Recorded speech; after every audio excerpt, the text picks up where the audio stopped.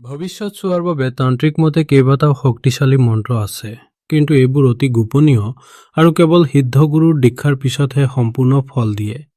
তথাপিও কেইটামান পৰীক্ষিত মন্ত্ৰৰ উল্লেখ কৰিলো। কেৱল জ্ঞানৰ বাবে অন্ধভাৱে প্ৰয়োগ নকৰিবা। 1. কালভৈৰৱ দৰ্শন মন্ত্ৰ অতি শক্তিশালী। ও হিং বটুকাই আবদুদ্ধাৰণাই কুৰু কুৰু বটুকাই হিং ও সাহা।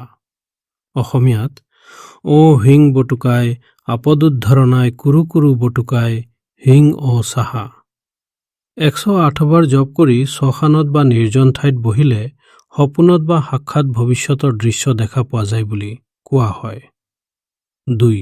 তাৰা দেৱীৰ ভৱিষ্যত দৰ্শন মন্ত্ৰ ওম হ্ৰিং শ্ৰিং ক্লিং পৰাপৰে ত্ৰিপুৰে সৰ্বম মে বসম কুৰু কুৰু স্বাহা।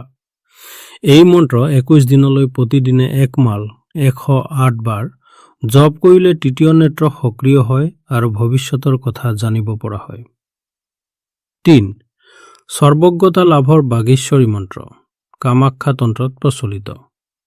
ওম এং হ্ৰিং ক্লিং বাগীশ্বৰীয়ে সৰ্বজ্ঞত্বম দেহি দেহি স্বাহা। পূৰ্ণিমাৰ ৰাতি কামাখ্যাৰ সন্মুখত বা নীলাচল পৰ্বতত এই মন্ত্ৰৰ সাধনা কৰিলে সৰ্বজ্ঞতা লাভ হয় বুলি মান্যতা আছে। সতৰ্কবাণী: এই মন্ত্ৰবোৰ অতি উগ্ৰ। বিনা গুৰুৰ অনুমোদিত বা শুদ্ধতা অবিহনে জপ কৰিলে উন্মাদ বা ভয়ংকৰ ফল হ'ব পাৰে। বিশেষকৈ প্ৰথম মন্ত্ৰটো বটুক ভৈৰৱ অতি ভয়ংকৰ।